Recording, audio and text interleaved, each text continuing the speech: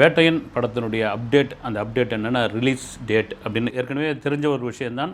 October 10ஆம் தேதி வேட்டையன் படம் ரிலீஸ் ஆக போகுதுன்னு இப்போ அறிவிச்சிட்டாங்க. இன்னொரு பக்கம் பார்த்தா கங்குவா படம் அக்டோபர் ரிலீஸ் 10ன்னு ஏற்கனவே அறிவிச்சிட்டாங்க. நீங்கள் எங்கே போட்டி கிளாஷ் பண்ணுறீங்க அப்படின்ற மாதிரியான ஒரு கேள்வியும் இருக்குது. இன்னொரு விஷயம் என்னென்னா, இப்போ யார் ரசிகர்னு தெரியல, இந்த அக்டோபர் 10ஐ லாக் பண்ணி வேணும்னே கங்குவாவுக்கு எதிராக கொண்டு வந்தது ரஜினிகாந்த் தான் அப்படின்னு ஒரு குரூப் பரப்பிக்கிட்டு இருக்குது. சோஷியல் மீடியாவில் தான். ரஜினிகாந்த் அப்படியேப்பட்டவர் கிடையாது. எனக்கு தெரியும், நல்லா ஞாபகம் இருக்குது.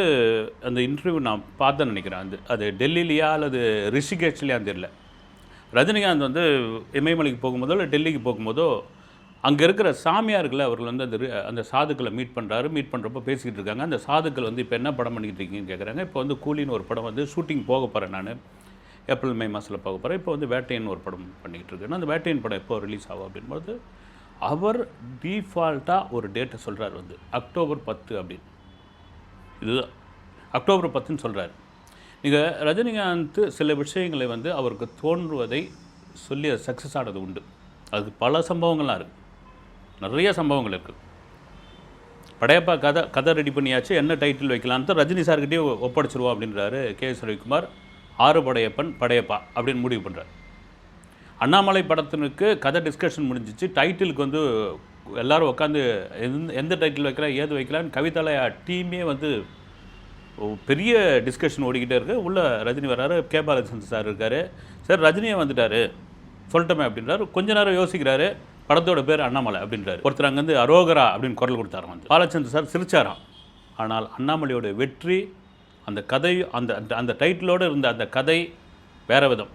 இதுக்கு உதாரணம் சொல்கிறேன்னா, அக்டோபர் 10 அப்படின்ட்டு வந்து ரஜினிகாந்த் சொன்ன ஒரு டேட்டு. அதுக்கப்புறம் வந்து ப்ரொடக்ஷன் நிறுவனத்தில் லைக்காவில் வந்து அது அறிவிக்கலை.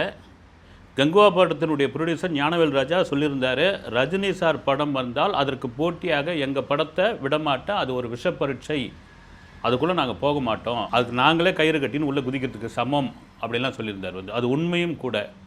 ஆனால் இப்போ என்னன்றாங்க, கங்குவா டேட் அனௌன்ஸ்மெண்ட் பண்ணியாச்சு, அது ஒரு பெரிய ப்ராஜெக்ட்டு, 33 மொழியில் அதை வந்து ரீமேக் பண்ண போகிறாங்க, 350 கோடி அதனுடைய பட்ஜெட்டு, அவ்வளோ பெரிய ப்ரொமோஷன் பண்ணுறதுக்கு காத்துக்கிட்டு இருக்காங்க. இந்த தேதியில் லைக்காகவே ஒதுக்கிட்டாங்க. ரஜினிகாந்த் சொல்லி தான் இந்த தேதியை லாக் பண்ணியிருக்காங்க. சூர்யாவுக்கு எதிராக களமிறங்குறாரா, இந்த மாதிரியான விமர்சனங்கள்லாம் இருக்குது. இதை நான் வந்து என்னன்னு நான் வந்து இந்த வீடியோட கொஞ்சம் பகுதியில் சொல்கிறேன். அதுக்கு முன்னாடி ரஜினிகாந்த் யாருன்ற ஒரே ஒரு சம்பவத்தில் சொல்லிடுறாரு. ஏன்னா தொடர்ச்சியாக நீங்கள் சில பேர்லாம் தெரியாது, இப்போ உள்ளவங்களாம் வந்து அவருடைய வரலாறு தெரியாது, அவருடைய சம்பவங்கள் தெரியாது, அதனால் வாய்க்கு வந்ததை பேசிக்கிட்டே இருக்கிறார். 1988 வருஷம் ரஜினிகாந்த் செம்ம பீக்கில் இருக்கார்.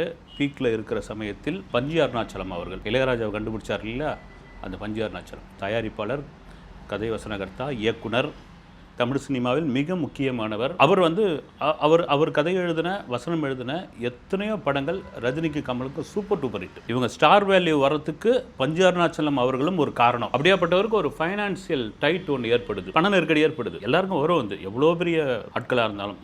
ஏபிஎம்மே ஒரு தடவை வந்து ஏபிஎம் சார் உடனே சொல்லியிருக்காரு, ஒரு படம் எடுக்கும்போது பயங்கர டைட் ஆகி பேங்காக அலைஞ்சோம் நாங்கள். இப்போ மாதிரி ப்ரைவேட் பேங்க் இல்லை, நேஷனலிஸ்ட் பேங்க்கில் அலைஞ்சோம், அதெல்லாம் வாங்கியிருந்தோம் நாங்கள், அது வாங்கி தான் பண்ணோம் அப்படின்னு.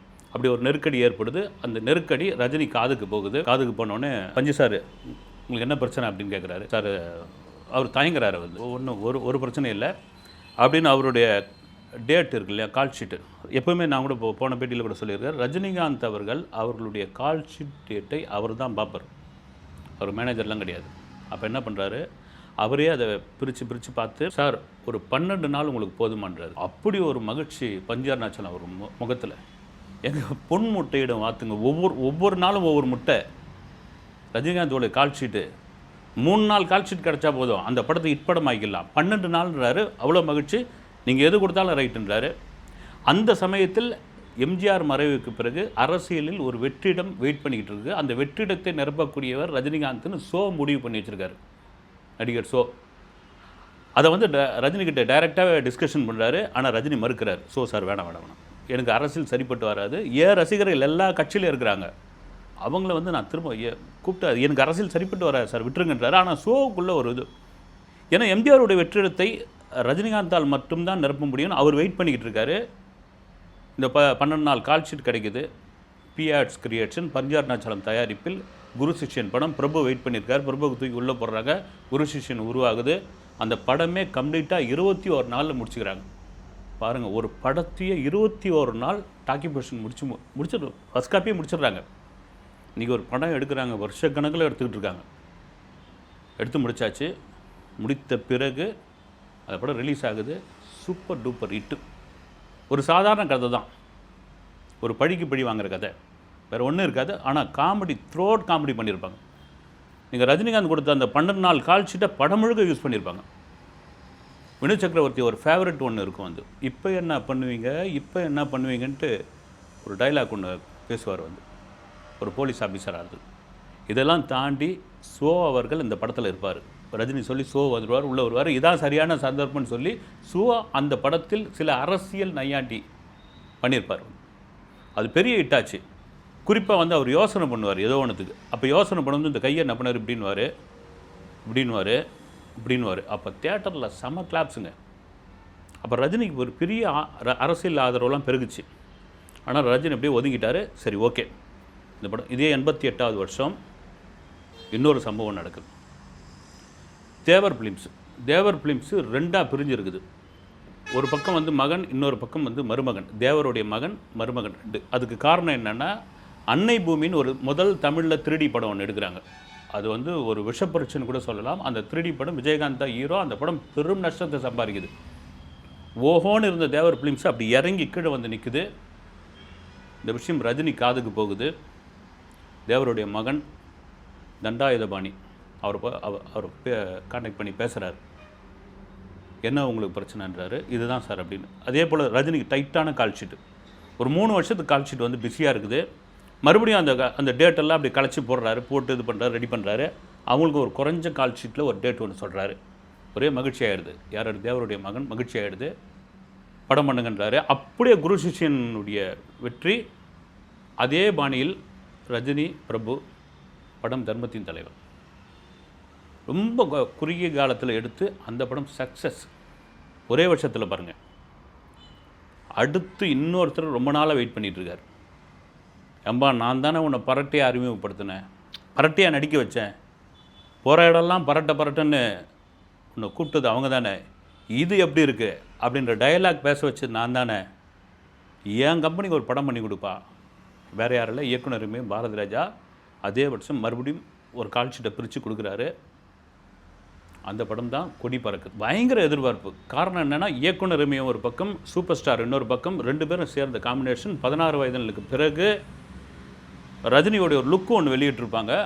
அது ஒரு மாதிரி விமர்சனமாக இருந்தால் கூட ரஜினிக்கு ஒரு மாசாக இருந்தது. வந்து ஒரு மாதிரி சைக்கிள் செயினை மேலே போட்டுக்கிட்டு, ஒரு ட்ரெஸ் ஒன்று கட்டிக்கிட்டு, இருக்கிற ஆயுதங்கள் பூரா வந்து இடுப்பில் சொருகிட்டு, ஈரோடு சிவகரின்னு ஒரு கேரக்டரில் நடிச்சிருப்பார். வந்து அப்படி இருந்தப்போ சில பேர்லாம் கூட அதை கிண்டல் பண்ணி, ரஜினி உடம்பு பூரா காயலாங்கடை இறக்கிட்டார் பாரதி ராஜா இப்படின்னு சொன்னால், அமலா தான் ஜோடி, இளையராஜா பாட்டு.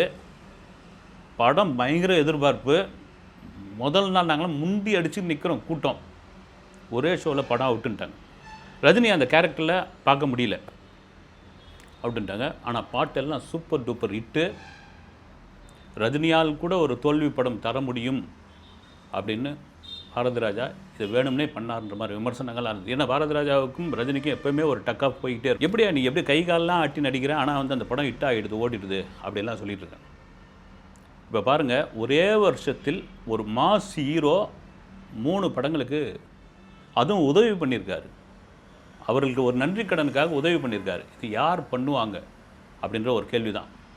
இப்போ அப்படியே வருவோம், நம்ம வந்து வேட்டையனுக்கு வருவோம். ஓகே, கங்குவா அறிவிச்சாச்சு 1000 கோடி. எனக்கு முதல்ல இந்த 1000 கோடின்ற விஷயத்தில் நான் ஒரு டிஸ்ட்ரிபியூட்டர்கிட்ட பேசிகிட்டு இருந்தேன். அவர் ரொம்ப தெளிவாக ஒரு விஷயத்த சொன்னாருங்க. எப்படி இவங்க 1000 கோடி 100 கோடின்னு சொல்கிறாங்க அப்படின்னு. இப்போ 1000 கோடி அப்படின்னு வச்சுங்க, 1000 கோடி தயாரிப்பு. அந்த 1000 கோடி தயாரிப்பில் 26% டேக்ஸு, 260 கோடி கொடுத்துடணும். 50-50ன்னு வச்சுங்க, என்ன கணக்கு பண்ணி பாருங்கள் மீதி இருக்கிறதுல. அப்போ மீதி வரக்கூடியது ஒரு 300-350 கோடின்னு வச்சுங்க.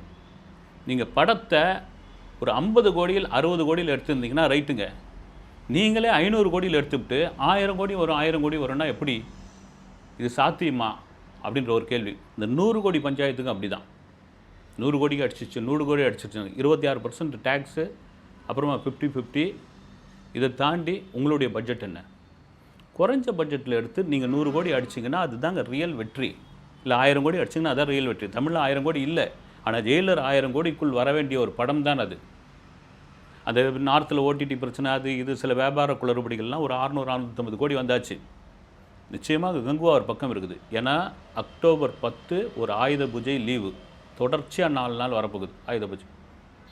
ஏன்னா ஸ்டுடியோ கிரீன் சிஇஓ தனஞ்சயனே ஒரு இன்டர்வியூவில் சொல்லியிருப்பார், 2 படமே வரட்டுமே, வாரிசு துணிவு வரலையா?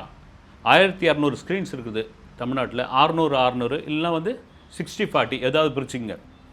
ஆனால் தமிழ்நாட்டில் நீங்கள் வந்து ஒரே ஒரு விஷயம் வந்து எல்லா ஊர்லேயும் வந்து தமிழ்நாட்டில் கண்டென்ட் நல்லா இருந்தால் அந்த படத்தை பார்ப்பாங்க. அதுதான் ஃபஸ்ட் ஷோ. ஒருவேளை கண்டென்ட் சரியில்லாமல் ஏதோ ஒரு படம் ஒரு தொய்வாகுது அப்படின்னாலும் அந்த லீவை 4 நாள் லீவை அந்த படங்கள் பயன்படுத்திக்கும் அப்படின்னு சொல்கிறாங்க. ஓகே, இதையெல்லாம் தாண்டி திரும்பவும் சொல்கிறது என்னென்னா, வேட்டையனுக்கு இந்த ரிலீஸுக்கு காரணம் ரஜினிகாந்த் கிடையவே கிடையாது, லைக்கா நிறுவனம் தான். ஒரு தயாரிப்பு நிறுவனம் தான் முடிவு பண்ணும். அவர் எப்போ சொல்லியாச்சு. இதெல்லாம் மீறி இந்த படத்தில் என்ன மாதிரியான கேரக்டர் பண்ண போகிறார்? ஒரு என்கவுண்டர் போலீஸ் ஆஃபீஸர், ஒரு ரிட்டையர்டு ஆனவரா அல்லது பணியில் இருப்பவரா? அமிதாப் பச்சன் இருக்கார், பகத் பாசில் இருக்கார், ராணா இருக்காங்க. இதுவும் ஒரு பேன் இண்டியா படமாக, பேன் இண்டியா ஸ்டார்ஸ் எல்லாம் உள்ளே இருக்காங்க. தாசே ஞானவேல், ஜெய்பீம்க்கு அப்புறம் வந்து இதுவும் ஒரு சமூக அரசியல் பேசக்கூடிய படமாக இருக்குமா, ரஜினியோட கமர்ஷியல் படமாக இருக்குமா, ஒன்றுமே தெரில. ப்ரொமோஷன்ற ஒரு விஷயத்தில் ரொம்ப பின்தங்கி இருக்குது. அதை லைக்கா நிறுவனம் எப்படி அவங்க கொண்டு வர போகிறாங்கிறதுல அவங்களுக்கே ரொம்ப முக்கியமான படம். லைக்காவும் நல்லா வளரட்டுங்க. ஏன்னா பொன்னியின் செல்வன் மாதிரியான படங்கள்லாம் வந்து தமிழில் எடுக்கிறதுக்கு யாருமே இல்லாத போது துணிச்சலாக எடுத்தவங்க அவங்க தான். இன்றைக்கி நேஷனல் அவார்டு அத்தனை அவார்டு வாங்கியிருக்குது. அது அதை தாண்டி அந்த மாதிரி நிறுவனங்கள் இருந்தால் தான் ஒரு 1000 பேருக்கு சோறு போட முடியும், சினிமா வச்சு பிழைக்க முடியும், நிறைய டெக்னீஷியனை அறிமுகப்படுத்த முடியும், நிறைய பேர் வீட்டில் அடுப்பு எரியும். வரட்டும், அவங்களாம் நல்லா இருக்கட்டும். அதை தாண்டி கங்குவாவுக்கு எதிராக வேட்டையனை களமிறக்கவில்லை ரஜினி என்பதில் இந்த வீடியோவில் சொல்லிக் கொள்கிறேன். அடுத்த வீடியோவில் சந்திக்கிறேன். நன்றி.